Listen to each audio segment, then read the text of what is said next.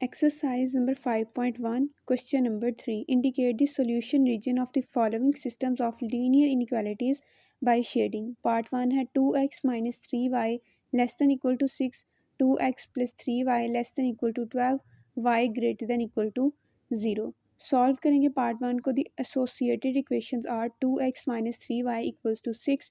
इसको नाम दे देते हैं इक्वेशन नंबर 1 का. 2x plus 3y equals to 12. इसको नाम देते हैं इक्वेशन नंबर 2 का. अब x इंटरसेप्ट के लिए क्या करेंगे, put y equals to 0 in equation number 1. 2x minus 3y की जगह पे 0 रखेंगे equals to 6. 2x equals to 6, x equals to 6/2 which is equal to 3. Point क्या बने, पॉइंट इज़ 3,0.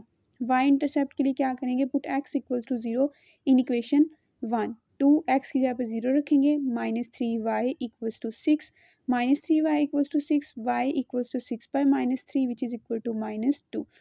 पॉइंट क्या बने, पॉइंट इज x 0 रखा था ना, तो x यहाँ पे 0 कॉमा y की वैल्यू क्या आई थी -2. अब दोबारा x इंटरसेप्ट करेंगे लेकिन इक्वेशन 2 के लिए. Put y equals to 0 in equation 2. 2x plus 3 y की जगह पे 0 आ जाएगा equals to 12. 2x equals to 12, x equals to 12/2 which is equal to 6. Point क्या बने, पॉइंट इज 6,0.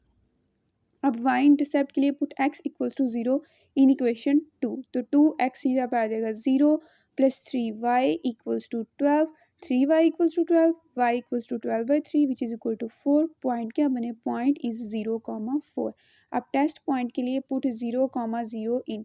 जो इक्वेशन 1 हमने जो रखी थी ना, उसकी इनइक्वालिटी में 2x minus 3y less then 6, x और y की जगह पे 0 रखें.